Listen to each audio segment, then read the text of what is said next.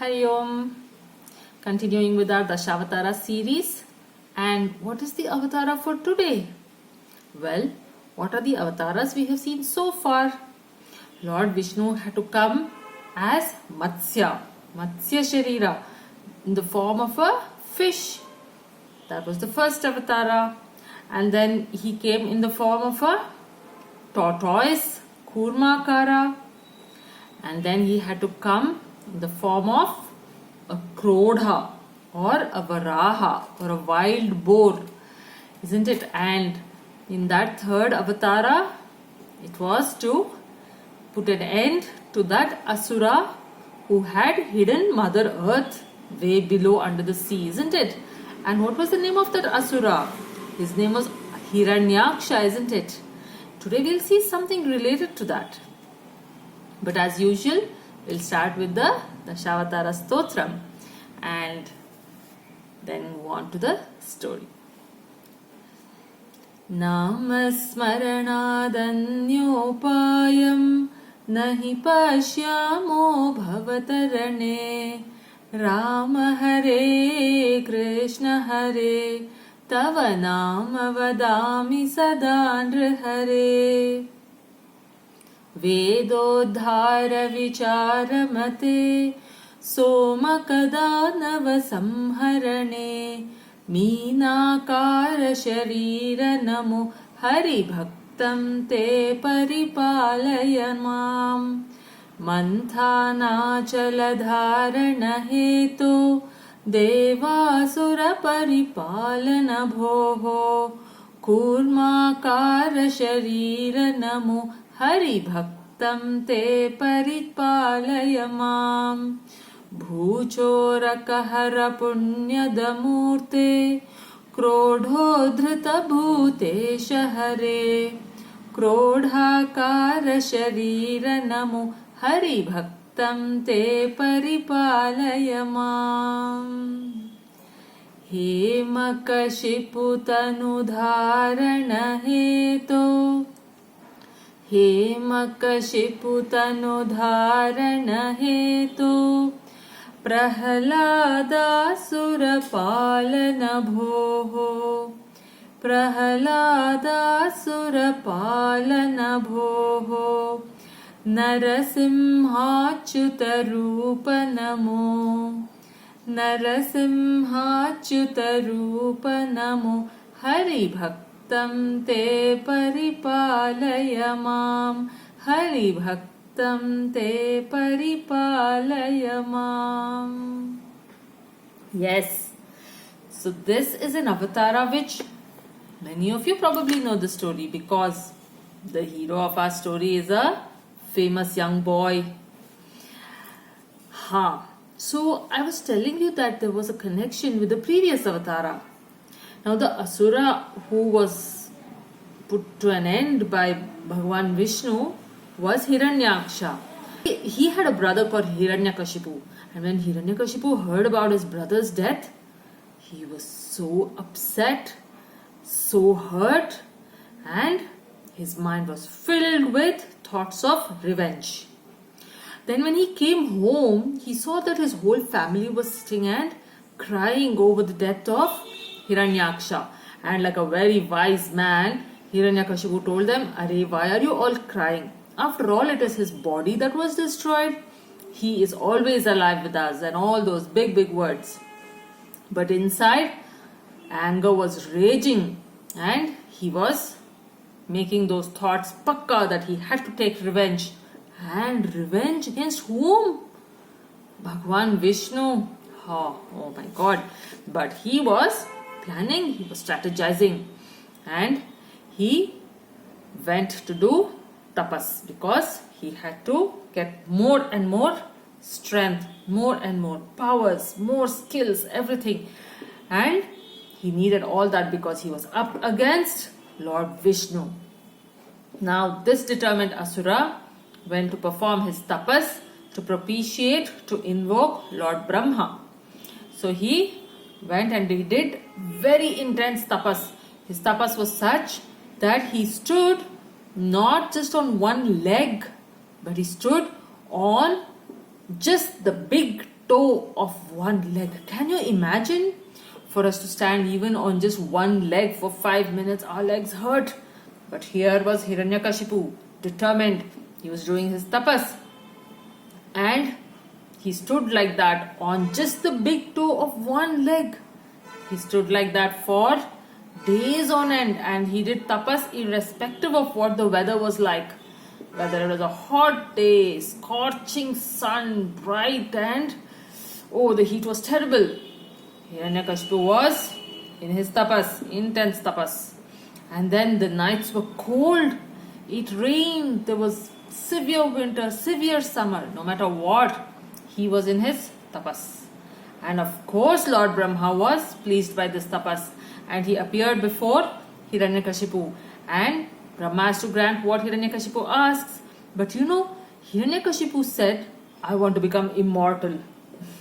Lord Brahma said, look, that is not under my capacity. I cannot grant anybody immortality. So ask me anything else.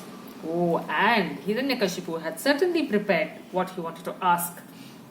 He said, all right, Lord Brahma, if I have to die, then let all these conditions be fulfilled, and only then I must meet my death. And what were those conditions? He said, I must not die by anything that is made by you, which is in your creation. Condition number 1. Then, I must not die in the skies nor on earth.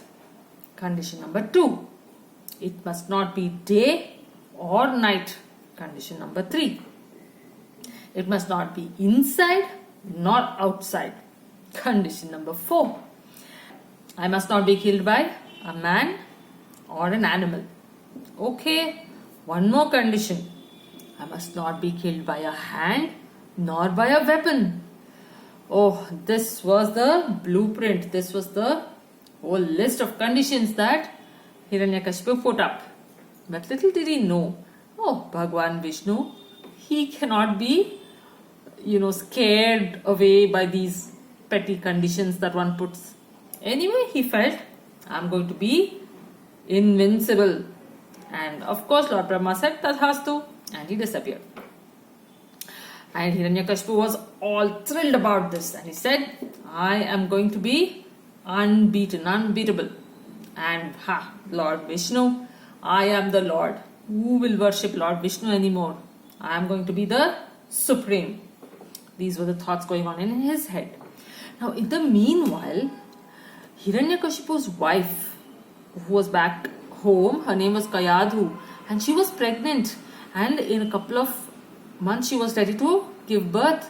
And at this time, Hiranyakashipu had gone for tapas. And guess who was watching? Hiranyakashipu had occupied the heavens. So, Lord Indra, now he was waiting to get back his heavens. So, he thought, let me kidnap Hiranyakashipu's wife. Because if that child is born, then, it will continue. These asuras will keep troubling us. So, he thought, let me just kill the lady with the baby in the stomach. This was a very evil thought, wasn't it? But the devas always, because of their goodness, somebody comes to their rescue so they don't do such bad things. And who came here? Yes, our very favorite Narayana. I'm sure you guessed who that was. Yes, Sage Narada came to Indra and said, Indra, what are you trying to do? This child is a divine child, and the birth of this child has a great purpose. So send Kayadhu with me. I will keep her in my ashram. I will take care of her. She can give birth to the child there, and I will take care of the rest for you. Lord Indra said, Oh, thank you, Naradji. You saved me from doing such a big blunder. Sure, Kayadhu is all yours. Please take her and take good care. Anything you need, you please let me know. I will help you. Naradji said, everything will be fine because it is Lord Narayana who is going to take care of this baby, the mother, and me. Narayana, Narayana, he said, and he took Queen Kayadhu with him. So they went to Naradji's ashram and she lived there. She was taken care of very well, given the best food, and more than anything else, Sage Narada would sit by her side, and he gave all types of knowledge, and he spoke again and again about the glories of Lord Narayana. So the child that was growing was constantly hearing Narayana, Narayana, Narayana, Narayana, as to how great Lord Narayana is, how Mahavishnu is the supreme, and everything is done and taken care of by him alone. Everything draws strength from Lord Vishnu alone. These were the thoughts that were constantly put into this child. And when the baby was born, here on the side, Hiranyakashipu had finished his tapas, and he had come back and he realized what had happened. And then he also came to know that his queen was with Naradji, and he came and he offered his thank you, his gratitude to Sage Narada, and took back Queen Kayadhu. So when he took her back home, he was so happy to have had a son, and he was waiting. He lovingly put the child on his lap, and when the child had grown up, it was time to send him to school, to Gurukula. And in those days, they didn't go to school and come back home. They went to stay with the gurus, isn't it? And in Gurukula, they spent a few years learning various things.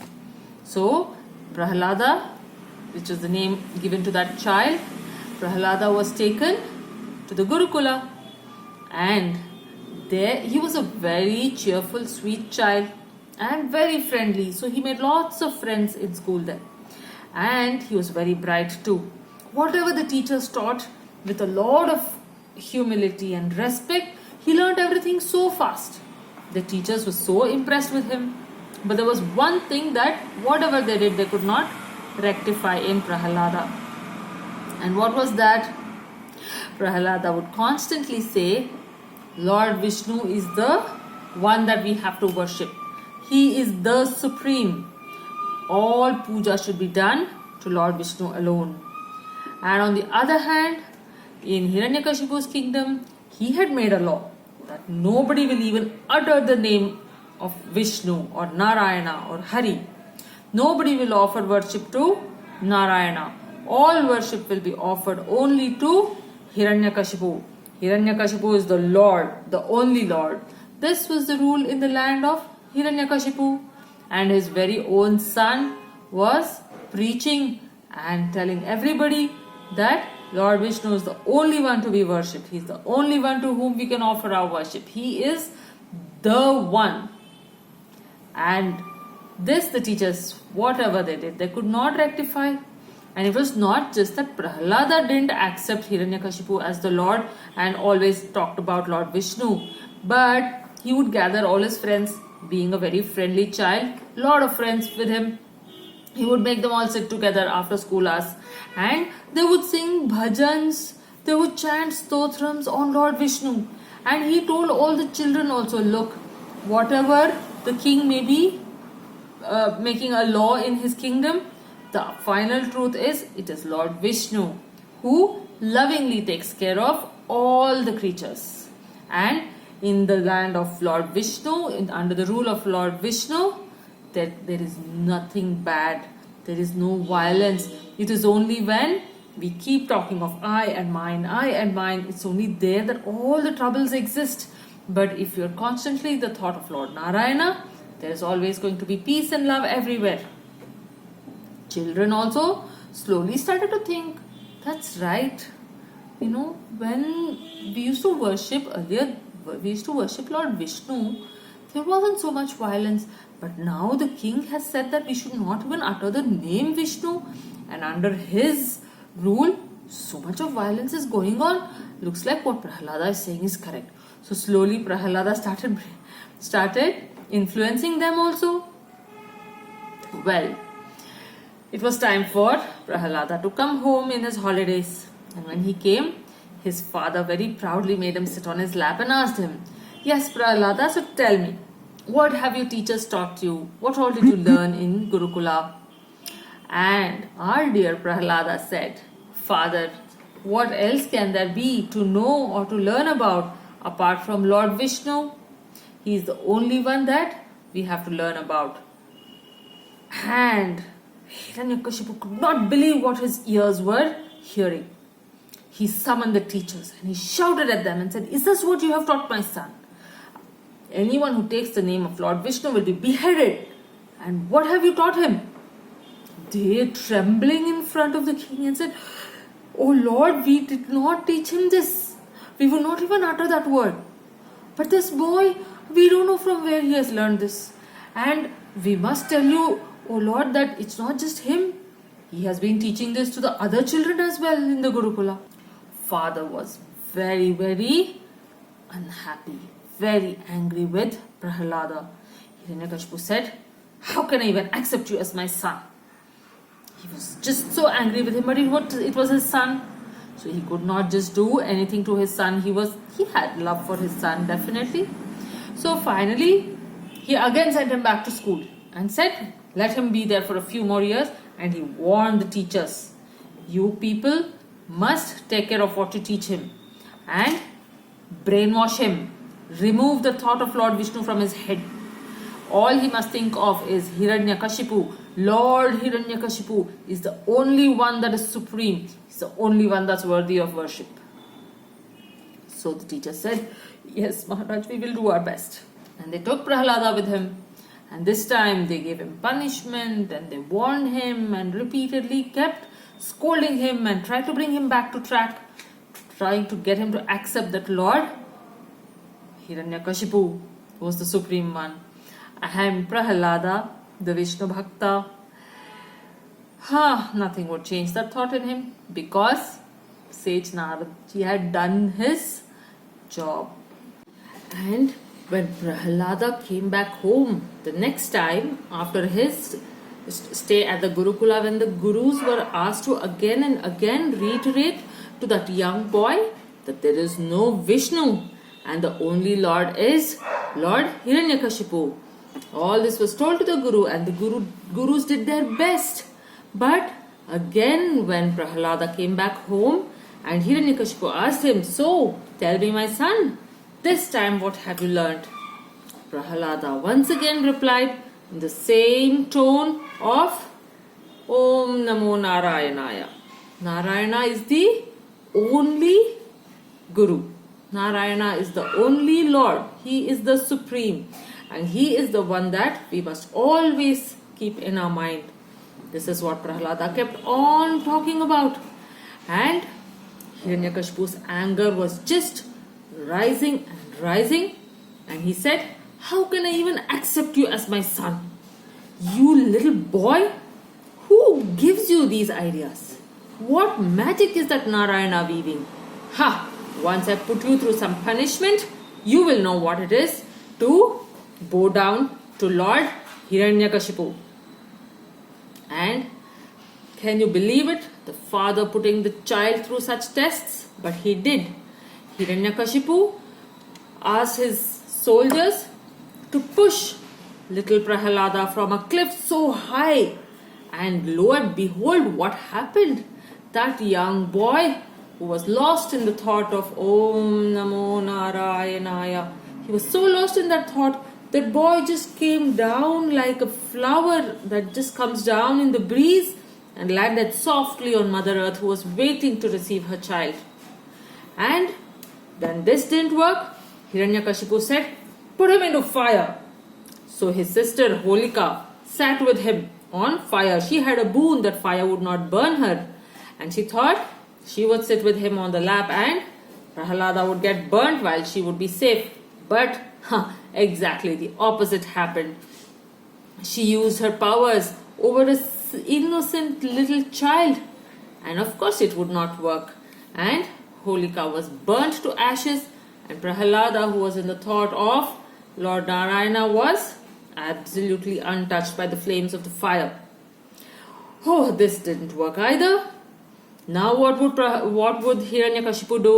He said, "Put this boy into the jail. Put him into that cell, in the prison cell. And don't give him anything to eat for months on end." So that's what happened. He was not even given a drop of water. But he who was lost in the thought of Lord Narayana felt no hunger or thirst. And he was absolutely fit, even after months of this solitude in the cell with no food and no water. These are miracles. This is magic when you have devotion towards Lord Narayana. And then what happened? Hiranyakashipu's anger was just getting higher and higher, and his imagination too was growing wilder and wilder. He said, "Get those elephants, get the mad elephants." And he said, "Crush this boy under the weight of those elephants." And so Prahalada was taken to the arena where the mad elephants would be let out. And what did those elephants do? This boy, of course, was lost in the thought of Lord Narayana. Those elephants, they came charging.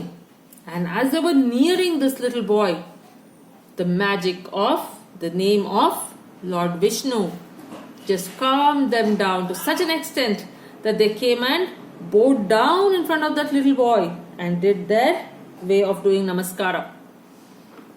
Hiranyakashipu was shocked beyond any logic. He just could not understand what was going on. And he said that Mayavi Bhagavan, whom everybody calls Vishnu, it's sheer magic. What magic even I can do? Just watch it. Vishnu, just watch it. You have done this to my son, and you will learn a lesson from me for this. Well, what will happen? We will see as the story goes. But it is true that the power of Nama Smarana, what we sing in the Dashavatara Stotram as Nama Smaranat Anyopayaha, this was demonstrated by our little Prahalada.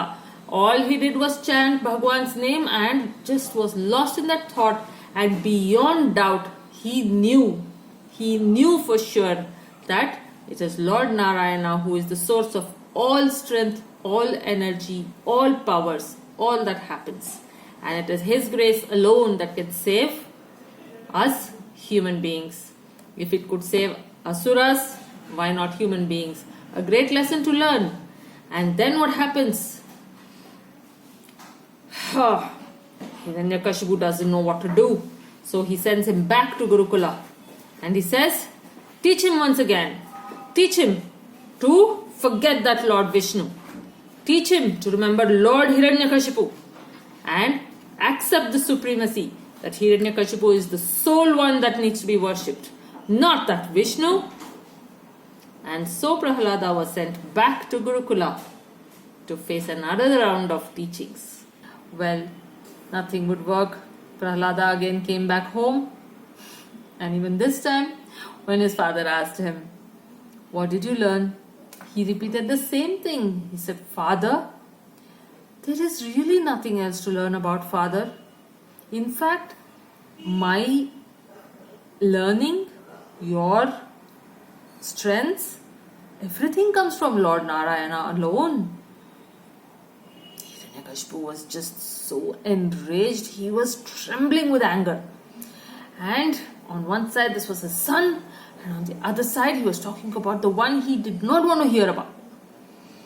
And he said, "Prahalada, if you speak like this, I cannot accept you as my son anymore.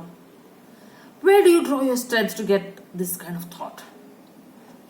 Prahalada bowed down and said, "Father, as I just mentioned, all strength comes from Lord Vishnu alone. He is the only one that is the powerhouse of strength. All the strength that we have, including your strength, Father, comes from Lord Vishnu alone." Hiranyakashipu could not take it anymore. And he said, "If that's what it is, show me where your Vishnu is. Show me." Prahalada said, "Father, Lord Vishnu is everywhere. Where can he not be there?" In anger, Hiranyakashipu shouted and said, "Is that wretched Vishnu in this pillar?" Prahalada bowed down and said, "Yes, Father." Hiranyakashipu took out his sword and hit that pillar. And my God, what a scene that was. From the pillar came this divine being, so splendorous, bright light. And what a form that was! The face of a lion. The rest of the body was human. And he came with a roar. His hands, they were claws. And he came like that with a roar and a roar. And he came to Hiranyakashipu. And Hiranyakashipu took out his gade and he tried to hit him. But this divine being, who is known famously as Nrsimha, picked up Hiranyakashipu, put him on his lap. Where? Not just anywhere. He walked to the middle of that door. Not inside, not outside. And he waited a few moments. Why? Not day, not night. He waited for that twilight moment. Not in the sky, not on earth. Hiranyakashipu was on Nrsimha's lap. Not by any creature made by Brahma. After all, this was the Lord. And neither animal nor man. It was a hybrid. And what was the weapon? No hand, no weapon. Claws. Claws neither can be considered as hand nor as a weapon. And when the time was right, Lord Nrsimha dug into Hiranyakashipu's stomach and tore it open. And there Hiranyakashipu was dead. And in anger, Lord Nrsimha just ripped it apart and threw the body aside, and he went and sat on the throne of Hiranyakashipu. And all the Devatas had come to witness this. Lord Brahma was also there. They were all shaking with fear at this form of the Lord. They had never seen him like this before. And they didn't know what to do. And the Lord was not coming back to his peaceful form.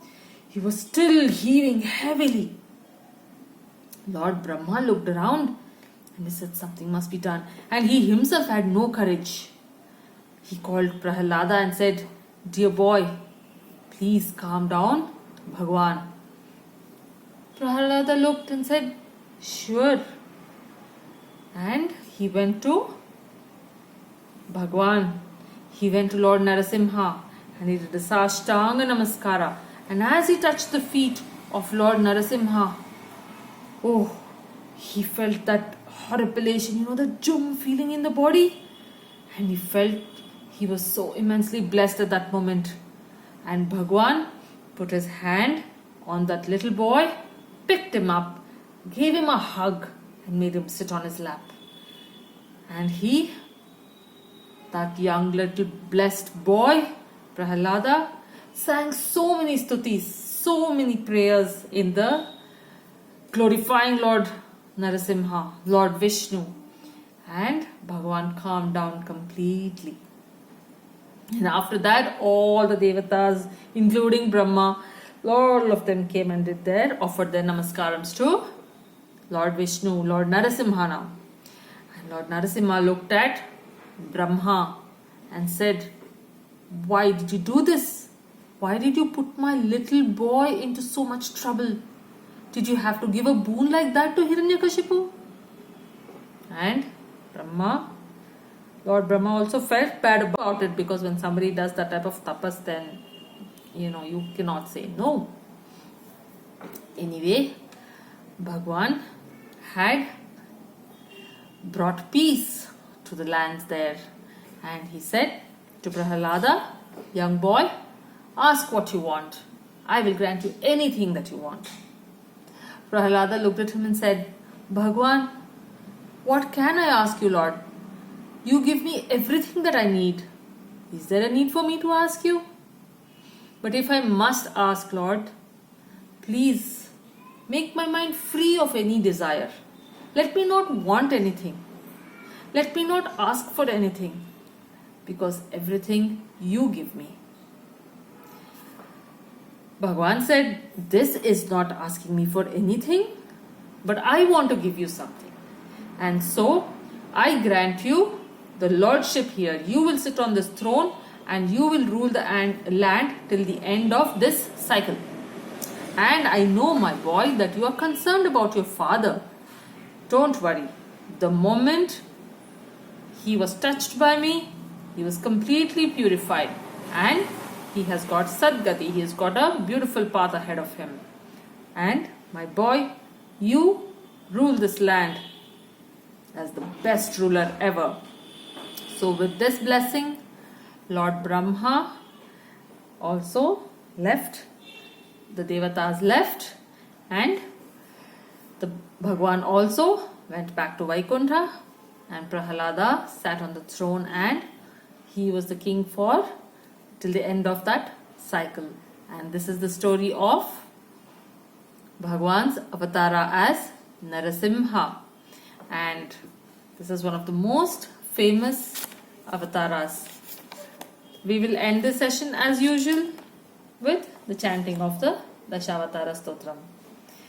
Namasmaranadanyopayam nahi pashyamo bhavatarane Rama Hare Krishna Hare Tava Nama Vadami Sada Nrhare Vedodhara Vicharamate सोमकदानव संहरणे मीनाकार शरीर नमो हरिभक्तं ते परिपालय मां मन्थानाचलधारण हेतो देवासुर परिपालन भोः कूर्माकार शरीर नमो हरिभक्तं ते परिपालय मां भूचोरकहर पुण्यदमूर्ते क्रोधोद्धृत भूतेश हरे क्रोधाकार शरीर नमो हरिभक्तं ते परिपालय मां हेमकशिपुतनुधारण हेतो प्रह्लादासुरपालन भोः नरसिंहाच्युतरूप नमो हरिभक्तं ते परिपालय मां हरिभक्तं ते परिपालय मां. Until we meet for the next avatara, Hari Om.